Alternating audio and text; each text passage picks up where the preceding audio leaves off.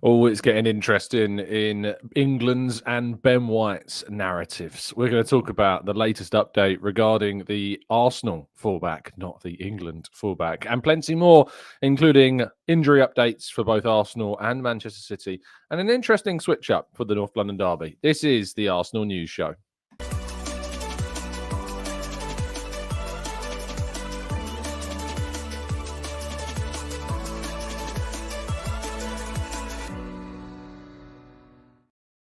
Hello and welcome to the Gooner Talk, back again with you guys and girls for another episode of what is the Arsenal News Show, joining you every single morning at 8 a.m. UK time. Thank you as always for tuning in and joining me and making this a part of your morning routines. It is incredibly appreciated. I hope you've had a fantastic start to your week and that it's going well. It's Tuesday, which means, of course, we've got, well, actually, it's not Tuesday, is it? It's Wednesday. We've made it past Tuesday. Goodness me. I try and forget about Tuesdays so much that when, of course, we get through them, they're done. They're over. That's a really good feeling to know that Tuesday's done and Wednesday's here, because it means we're a step closer, of course, to the weekend as well. If you could drop a like on the video and subscribe to the video not just the video, but to the channel. Subscribe to the channel, please. Thank you, as always, for tuning in. It is greatly appreciated. Without further ado, though, let's say good morning to those joining us live in the chat box. Peekahoo, Louis, Aiden, good morning to you. Black Shine, Loga, Carlton, Gooner76, MRM, Stephen, Matt G, Knowledge, Tom, Damien, Errol, Arasilki, Maximius, Jitty, Beth, Paul, Edison, and plenty more of you guys and girls as well. Thank you, as always, for tuning in. Let's jump, shall we, to today's stories. And we begin with the shirt that is not only adorned on me, but the shirt that will adorn Arsenal at the weekend. Arsenal announcing on their website yesterday that they will, for the first time in, I cannot remember the last time actually this happened, but Arsenal will not be wearing red for the North London derby, which is oh, hold on. Oh, the TGT sneeze is back, but I managed to mute myself. Sorry about that. But yes, we will not be wearing red for the game. We'll be wearing our black away shirt for this fixture. I did enjoy a comment in the chat box. Let me see if I can find it. Grant says, wearing black for the funeral of Spurs, classy Gooners. I hope that's the case. It's going to be a very interesting game. Lots of narratives and question marks, injury issues, suspension problems as well. So yeah, Arsenal will be wearing black for this away game and the reason being is that the home kit has been deemed by the Premier League and the PGMOL to be kind of having too much white on it. There's too much white on the Arsenal kit this season, the home kit, so that we have to wear, we have to wear black. So I'm fine with it.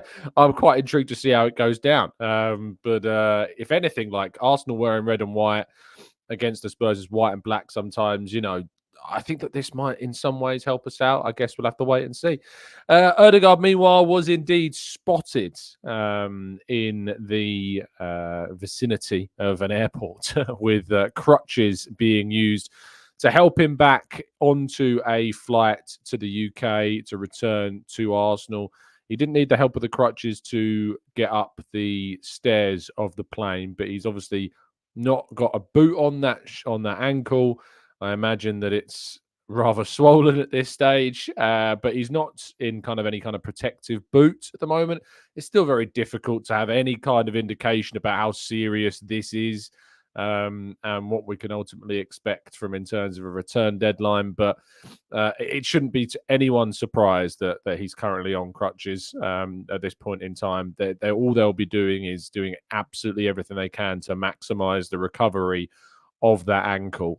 But we'll hear from Mikel Arteta in a couple of days' time on Friday afternoon ahead of that game against Spurs to get all the latest updates regarding injuries, including, of course, Martin Odegaard. In yesterday night's international action, however, Manchester City suffered a blow ahead of Arsenal's game against them next week. Nathan Ake suffering what looked to be a really serious hamstring injury from the looks of things. He will, if that is indeed the case, be missing for quite some time. And Havertz, of course, who also started in this game, and the 2-2 draw between Germany and Netherlands was on the field to witness this. But yes, Man City will be, it seems, without Nathan Ake for a little while, based upon the injury that he suffered in this game. Meanwhile, a miracle happened in the England team because you'll not believe this, so I will say it a couple of times, but Bukayo Saka was substituted. Yes, you heard it here. Bukayo Saka was substituted in England's game against Finland last night. Harry Kane with 2 goals to continue England's good run. Noni Madueke, of course, was available for the game against Ireland last week, came off the bench and actually got an assist for the second goal for Harry Kane. Saka, of course, still being very much the starting figure on that right-hand side for England. But he had a okay game, like created some opportunities. There was a moment on the left-hand side playing, in an interesting position off the left. Is that something that we might see for Arsenal, maybe, in the future? A little bit hesitant to pull the trigger on a couple of occasions, but yeah, he was substituted, which is it's just a strange moment to see it happen because we've not seen it happen all that often at all.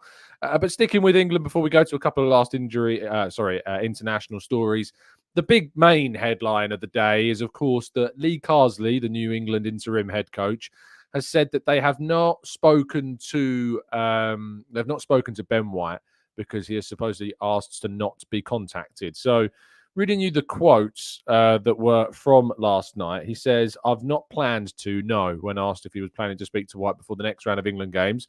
"We spoke about this in the squad selection. Every player that is eligible to play for England is in with a chance. As far as I'm aware, he has not been, he has to be, sorry, I'll say that again. He worded this really strangely. As far as I'm aware, he asked to not be contacted. If that changes, that will change. I think it is important that we have real competition all over the pitch, and the more players we have available to pick from it, the better it is." So, extrapolating from that, when he says the words in a really strange order, as far as I'm aware, he asked to not be contacted, what that gives me an indication of is that Lee Carsley hasn't reached out to Ben White or to Arsenal. The England team hasn't asked to, because he said, as far as I'm aware. So basically, I think they're going off of what's been said before rather than it being a case of they've contacted to get an update. To be fair, I do think from the position that I would stand in that if Ben White is now available, he needs to make that clear to England. It shouldn't be on England to contact Ben White, in my view. This is a new setup, a new coach, and he obviously, when was previously asked, and Edu, as Gareth Southgate explained, said that he wouldn't be available for selection. From my perspective, I think Ben White needs to do the action here. I think it needs to be coming from the players' side or the players' representatives to England to make them aware that Ben White is now available for selection. That's just my opinion.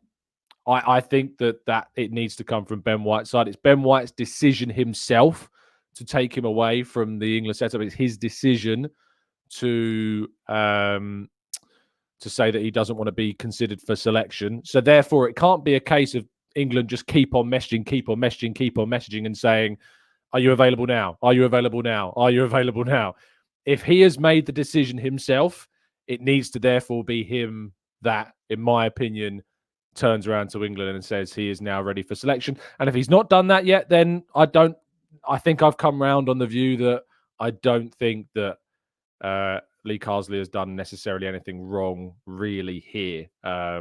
So yeah, that's where I sit on it. I'm sure that other people sit in other views. I think other people sit in other areas. People say that he was mistreated and he was treated badly. It wasn't by these people that are here now. These are different people. So it's on Ben White now. I think it's a bit of a cop-out to say that they need to contact him. I think, no, he needs to contact them, would be my view on that. Zinchenko started in midfield in a 3-2 defeat to Czechia. He came off in around the 85th minute of the game, and I didn't watch it, so I can't give you any kind of analysis on the performance. Just that he did indeed start in that midfield area. And just lastly, an interesting game between Brazil and Paraguay ended in defeat for Gabriel Magalhaes. She started the game. Stunning goal from Diego Gomez. Absolutely brilliant finish. If you've not seen this, I recommend going and finding it. Outside of the boot, across Alisson's goal, off the post, and in. Brilliant finish. and a brilliant, fantastic win for Paraguay. Of course, Miguel Almiron and Julio Enciso in that side, but it was the MLS Inter Miami player Diego Gomez that got the goal, and fantastic finish it was on the night. So yeah, Gabriel returning to that took place, by the way, in the early hours of this morning. So Gabriel will be flying back over the course of today, I imagine, and then back into training for probably for tomorrow, Thursday. Maybe we'll see them back. Maybe they'll be given a slight break. I don't think so though. But yeah, that's all of the international action, and that is the international, thankfully, for Arsenal done. There are no more games. There are no more Arsenal players in action. So that is definitely a good thing. We've made it through this period, and we'll hopefully get updates on Calafiori and Odegaard's situation on Friday. You don't need any update, though, in knowing who the best VPN service is, because we all know that is, of course, NordVPN, which brings you the best safety and security of all the VPNs on the net. It gives you that significant protection to stop those looking at what you're looking at. So be safe in the knowledge that what you are doing on the internet is indeed within and on your eyes only. For whatever reason that you'd want to, there is a 30-day money-back guarantee on the service, and you can get 4 months extra thrown in free on top of a 2-year plan. But all the information is down in today's link in the description. Please do drop a press on that if you are interested. It's nordvpn.com/Gooner to get yourself that significant discount off a 1 or a 2-year plan. And the Football Prizes continues to support the channel. Go over and head over to the competitions page. The link for that is down in the description as well. Some interesting football prizes available, Arsenal related stuff, some North London Derby, I think, related stuff as well. So go and have a look, and best of luck to those that, of course, always enter those competitions. Right, we're going to go to part 2 now and tackle some of your questions and more right after this.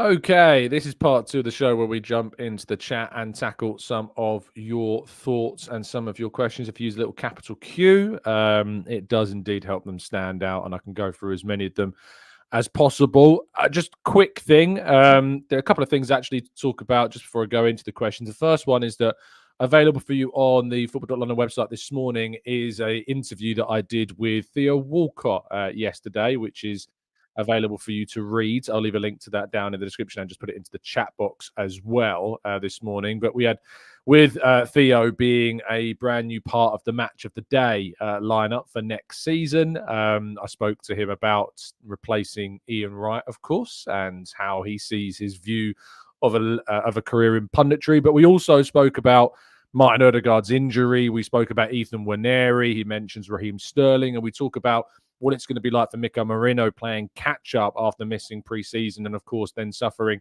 this injury. So there's a few things in there from Theo that I think is really good. You can read the article in the link in the description. And, of course, I'll just put it into the chat box if you want to give that a click as well for later. So go give that a read if you have be ever so kind. And second thing is I'm taking a bit of a hiatus, not from here, but from Twitter in particular. I'm just kind of sick and tired of social media as it is right now, and I'm going away this weekend, as I've mentioned before, and I've decided that other than tweeting out the link to the show and to any articles, I'm not going to be engaging on social media. I'm not going to be tweeting. I'm not going to be replying. I'm just taking a break from it because I'm quite frankly just sick of it.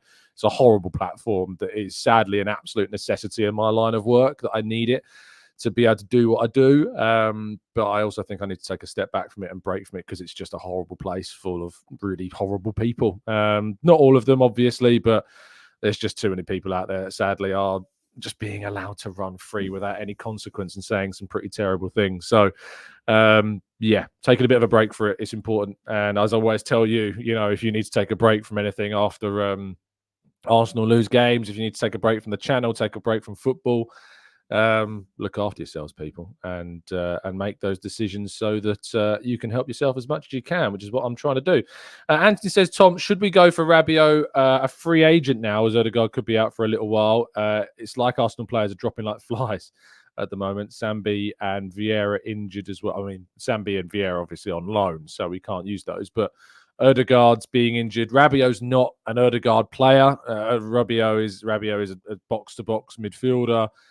I wouldn't be entirely against the idea of it. You know, I'm not going to sit here and say we absolutely shouldn't do that, but I just cannot see that happening. I cannot see the idea of Arsenal signing Rabiot on a free transfer at all, to be honest. But I wouldn't be against the idea. Let's say that.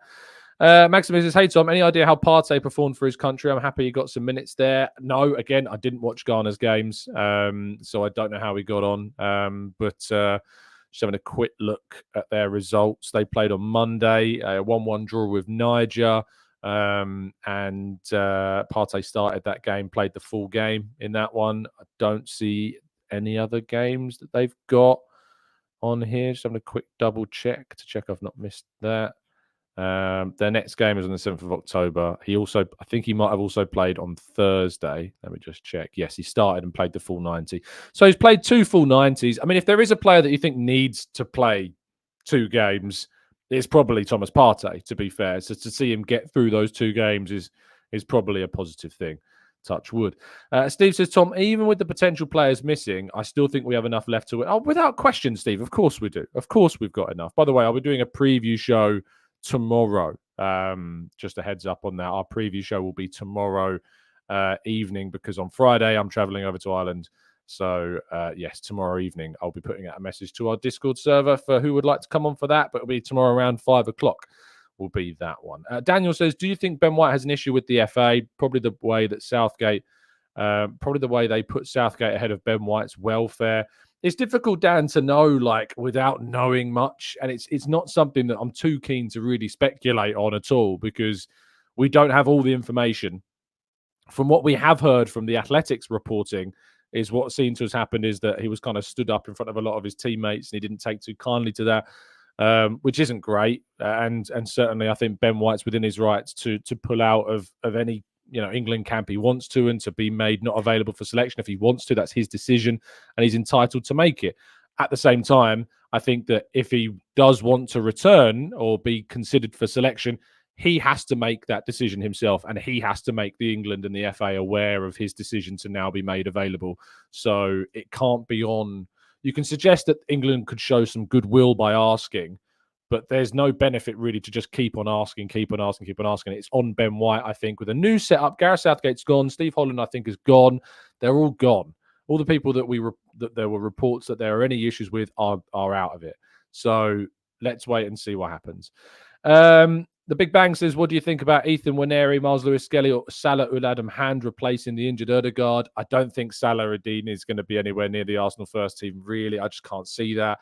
MLS and Ethan, certainly you've got more of a chance. I think Waneri will not start in place of Odegaard, but I think there's more of a chance we see him coming off the bench a bit more with Odegaard out for however long he is indeed out for, which we will wait for an update on.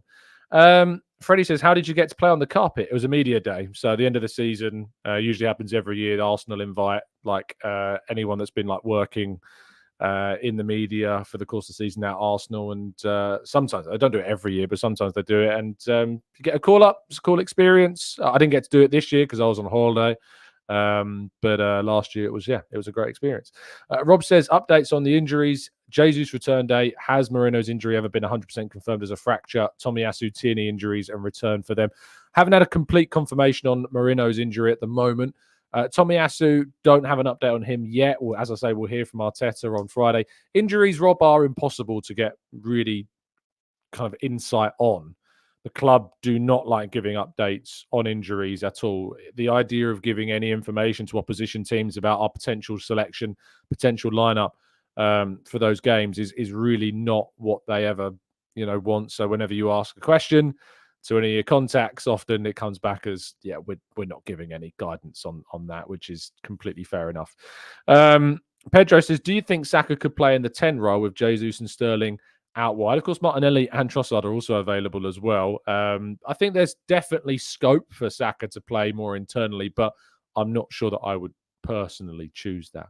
Alex says, I'd heard that Palace would be willing to sell Eze with instalment payments. I mean, if that's the case, Eze is going to be one of the hot properties, I think, of next summer. I think that teams were kind of a little bit more kind of standoffish this summer. They want to see him play another year in the Premier League and then maybe they'll make a move, but I think he will be one of the hottest prospects on the market next summer, that's for sure. Daniel says, I'm happy to be on standby for the need for the preview show, but I would like somebody new to take a shot. We loved seeing new faces on the preview show. So Discord server, please make sure that you're making yourselves available. We'd love to see some new faces. Let's go to Day Akubra says, England is woefully short on the flanks, and I think Arteta will turn to Raheem's career around, and I bet he'll be in the England squad in the next international window, which of course is, I'm sad to say, next month is the next international break. There's 3, of course, between the start of the season and Christmas. We've had 1, we've got 2 left. They're all as crap as each other. Glenn says, is there any solution you see to international breaks so early in the season? Everyone has made their voices heard with the Super League. Is it possible? I doubt you'd see people coming out in the waves that we did for the Super League regarding international football. It is a joke, quite frankly, that there is a September international break. It doesn't need to exist. It isn't needed whatsoever. And, quite frankly, we don't need as many international games as we have. International tournaments are what I think personally should stand. Should have the international tournaments. I think you could have an international break, say a month or 2 before that tournament, maybe 1 more if you can fit it in. But other than that, you don't need any. You don't need 4 international breaks in a season. You just don't. It's far, far too many. And that's on top of the summer tournaments. It's on top of, I think, the slight international friendlies at the end of the season sometimes that they do that. It's just pointless. We don't need it in any way, shape or form. Ashley says, is Partey back to full health? In his last 9 games, 4 Premier League last year and 3 Premier League and 2 internationals this year, he has played the full 90 minutes. Is it related to the surgery that he had back in October with the ongoing thigh issue? That surgery was done in order to try and prolong the longevity of his next run of fixtures. And clearly, it is having an impact. So he's starting games. He's getting back to full fitness. He's still not quite there. I don't think he's back to 100% yet. But the more games he plays, the more weeks he continues to be in action, the more, of course, I think consistently we'll see from him. Matt says, Tom, what did you think about Rice's performance last night? The talent there will be missed on Saturday. Without question, Matt. He's one of our, if not, our most important player at times in games. I think he won more man of the match awards for Arsenal last season than any other player. He is going to be a huge, huge miss. He didn't have the best of games at Spurs last season. He wasn't integral to that performance, and it didn't necessarily stand out. But his presence is sometimes, it just goes under the radar because of how influential he is, just at such a consistent level. Stu says, do you see an avenue for a solution to the refereeing problem? The club is seeking conversations, fan protests. Again, I don't, Stu. No, I just don't see anything changing. There would have to be a consistent number of high-profile mistakes in a short period of time over, maybe not even a short period of time, over a longer period of time. I just don't see that or anything happening regarding the refereeing situation, sadly. I don't think you'll see protests about referees, not at this moment in time anyway. It'd have to get really bad for that, I think, to happen. Soup says they really try to force international football on everybody. Only reason anyone watches it is because there's nothing else to watch. Tiger and Gooner says Foden and Palmer will play this week. Strange that. I mean, if both of them start their games there for their clubs, it's just another indication that Arsenal, not that those clubs are doing anything wrong, it's an indication that Arsenal need to be a bit savvier, I think. Tom says, I enjoy the Nations League as much as the FA Cup. It's a greatly designed competition. It's the League Cup and Club World Cup that should be binned, in my opinion. There you go, a difference of opinion from Tom enjoying international football. I mean, you're entitled to a view. That's the thing. Some people enjoy it. I just think it's pointless, absolutely pointless. Evan says, have a good trip to the wedding and congrats to the couple. If we do restructure our lineup for the Odegaard injury, how would you set up? 4-4-2 or 5-3-2? 5-2-3 is also an option. It's worth pointing out. I'd go with the 4-4-1-1. I'd have Havertz playing behind Jesus and then having Jorginho and Partey as kind of your pivot. Saka and either Martinelli or Trossard or Sterling on the left-hand side. And then, of course, Jesus up top if indeed he is back and ready to play. Michael says, do you think a loss or a draw at Spurs will affect our chances of a positive result against City and ruin our chances of a title challenge? I think if we don't win at Spurs, it puts us in a tough spot. It's worth pointing out that we did draw the North London derby at the start of last season at home. So it's not like it's massively detrimental. But if you were to then lose at City after dropping points against Spurs, the pressure is going to be really high, really, really, really high. So I don't think that there is any chance at all that you won't see a meltdown if indeed we don't pick up at least a win in one of those two games. I think we have to win at least one. We probably have to avoid defeat. We definitely have to avoid defeat, I think, in both, in terms of if it was a draw. We couldn't afford to lose one and draw one. We'd have to draw both. But I think we have to try and win at least one, and of course the other. Eamon says, question, should there be a rule limiting the amount of international matches a player can play? Absolutely. It's a great suggestion, and something I've been talking about previously too. Damien says, if they have to play these international games, can't they have them all in November and just play the 6 games there? I don't think that logistically works, Damien, but I absolutely understand where you're coming from. Evan says, sorry, these were just examples. It was running out of space, but thanks for the insight as always. You're welcome, Evan. Paul says, on ITV yesterday, Lee Dixon said Foden pulled out by City due to fatigue. If he's fatigued, he's fatigued. What can you say? I mean, what are my comments going to be on that? If he's fatigued, he must be fatigued. I'm sure they wouldn't. Kubra says, did you hear that Jamaica is throwing Mason Greenwood's international career a lifeline? Is it a hit for Jamaica or a miss for England football-wise? Mason Green, how many competitive games did he play for England? He made, to be fair, I don't think he played any competitive games for England, did he? International. Let me just have a quick international career. Senior level. Green was named in England's squad for the first time in 25th of August 2020. He made his debut on the September in a 1-0 away win over Iceland in a Nations League A match. Does a Nations League A match count as a competitive fixture? So, Nations League, is it a competitive fixture that locks international representation? That's the question. I don't know, is the question. So I don't know if indeed, if you play in the Nations League, it's not coming out of any answers for me. I don't know if you play in the Nations League, it means that you can't then play competitively for another nation, because the Nations League basically replaced friendlies, but they are competitive games. So, yeah, I don't know is the answer. I genuinely have no idea. So I don't know whether or not it locks in nationality, something to look at. But Jamaica are doing a big push to try and, add in players that have got, dual citizenship and that aren't being picked by perhaps a different nationality that they could represent. And you've got to give credit to them, like they are trying to improve the quality of the roster of the squads. I think Reece Nelson can potentially represent Jamaica. I think I saw something about that, so maybe we'll see it in that regard. But yeah, we'll see. I don't know what the rule is, though, unfortunately, so it's difficult to have a view. Joe says, 4 games in, second time we got this referee. Bad luck or the PGMO trolling? Of course, Jared Gillett will be the referee for the North London derby. He is the referee that had that awful game against Aston Villa last season at Villa Park when he cost Arsenal a clear and blatant penalty, and obviously ruled out Havertz's goal at the end, and Nketiah's goal, I think it was at the end, but Havertz's handball at the end as well. It is strange that with 20-odd refs in the league, you can get the same one twice. It's all worth pointing out as well that we've won 5 of the 7 games that he has refereed for Arsenal. So even though there's these horrible moments of looking at a referee and thinking, I don't want that referee. Well, we have won 5 of the 7 that we've played under him. One of those was, of course, the Aston Villa fixture.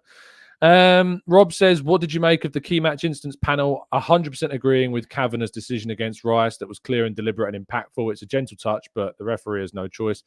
They're going to say that. It's unsurprising. I wasn't expecting anything different. It's the letter of the law, as people point out.